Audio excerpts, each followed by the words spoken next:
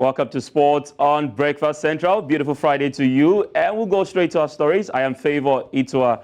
We begin with stories from the world of athletics, where Nigeria's track and field runner, Divine Oduduru, was on Thursday handed a 6-year ban by the World Athletics Integrity Unit for a doping violation. Now, Oduduru was suspended as a result of a verdict from the World Athletics Disciplinary Tribunal that was established to investigate allegations of 2 potential anti-doping rule violations by AIU. The AIU on its website said Oduduru, who was linked to his compatriot, Blessing Okagbare, was found guilty of both possession and attempt use of multiple prohibited substances. Now, Oduduru, in the judgment dated September 18th, which was signed by Anna Bodrigova, did not test positive for any banned substance.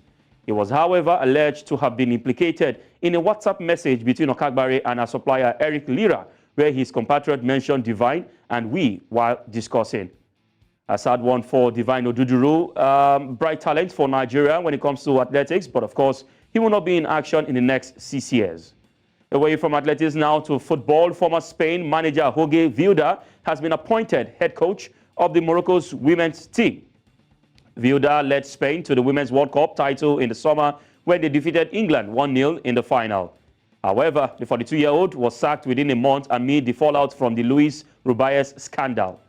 He replaces Reinhard Pedros, who helped Morocco qualify for their first Women's World Cup in 2023 and guided them to the last 16, where they lost to France. Spain beat England in the World Cup final on the 20th of August, but the win was overshadowed by Rubiales kissing forward Yeni Hermoso, which he has said was not consensual. Congratulations to Vilda, now the coach of Morocco, with of course, the exploits he had with the Spanish women's team. And now to wrap up sports update, we'll go straight to Africa in football, where holders Senegal have been drawn with Cameroon in the group stage of the delayed 2023 African Cup of Nations in Ivory Coast next year. At the star-studded ceremony in Abidjan on Thursday, the defending champions were drawn in Group C, where they will also face neighbors the Gambia and Guinea. Senegal and former Liverpool forward Sadio Mane was amongst the African football legends drawing the teams. World Cup semi-finalists and 2025 hosts Morocco are the highest placed team in FIFA's rankings in 13th. The Atlas Lions will face DR Congo, Zambia and Tanzania. Morocco's Achraf Hakimi, who was selected in the 2021 AFCON team of the tournament, was also part of the group drawing the balls. The hosts Ivory Coast, winners in 1992 and 2015, will open the tournament on 13th January against Guinea-Bissau, while Equatorial Guinea complete the group. In other draw, highlights, neighbors South Africa and Namibia have been pitted alongside Tunisia and Mali in Group E, which looks to be the most competitive of the draw. Mozambique, whose absence from the final since 2010, is the longest of any team involved this time, with play in Group B alongside Mohamed Salah's Egypt, who missed out on an 8th title on penalties in the 2021 final to Senegal. Ghana and Cape Verde complete the group. Originally scheduled to be held in June-July 2023, the tournament was moved because of concerns about playing it in the rainy season. 2 stadia in the Ivorian capital Abidjan, 1 in Bouaké, plus 3 newly built venues in Kohogo, San Pedro and Yamoussoukro will be used in the tournament. The Super Eagles of Nigeria will be, of course, in Group A with the host nation Cote d'Ivoire. The tournament features 24 teams and runs from 13 January until 11 February, and will see the winners and runners-up in each of the 6 groups, plus the best 4th, 3rd place teams reach the knockout phase. Despite now being played in 2024, it has kept 2023 as part of its official title.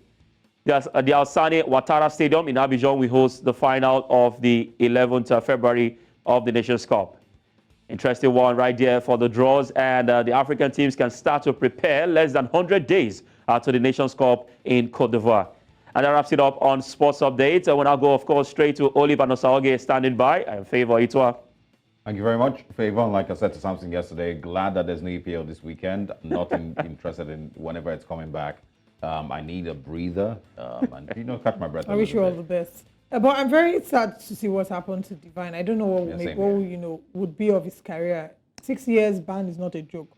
Would he be able to come back after this? What will he do in the next 6 years? Is there a possibility that this decision can be appealed? Well, the investigation has been on in the last 1 year. Don't forget, this same issue had Blessing Okagbare banned from athletics, and he was mentioned in a WhatsApp message as discussions on taking some substance, even though he was tested and not found guilty. But of course, being implicated in the conversation meaning that he was also planning, to use the substance. And for Blessing Okagbare, she has not been in action for the past 2 years, I think, at the moment. For Divine Oduduru, I don't know how he's going to, cope, because, he was still trying to find his footing when it comes to the world of athletics, and now he has been slapped with a 6-year ban. And I think it doesn't speak well of the athletes we have in Nigeria and the Athletics Federation, because if you look at it, in the last 2 years, we've had 3 athletes from the same region, banned. We have also Grace Walkwatcher. She also was coming up from that particular region. Blessing Okagbare and now Divine Oduduru. It speaks volume of what the Nigerian athletes are doing at the moment and how they can also, put themselves out. Because right now it's affecting the likes of Toby Loba Muson, knowing fully well that anytime she wants to run, she's now, placed in the A list when it comes to testing of athletes, because of course what has happened with our athletes in the last few years. I mean, we need to really dig deep and find exactly what's causing. Is there really a case of is there an active substance abuse case, or is it just the technicalities? For example, like in Toby Emerson's case, not being available on the 3 different occasions that the Athletics Integrity Unit came to check her, right, to come and test. Well, I mean, this is a conversation we would have another day. Maybe we can have it and go in depth. Thank you so much, Favour, for bringing us Breakfast in Sports. Thank you very much for having me. All right.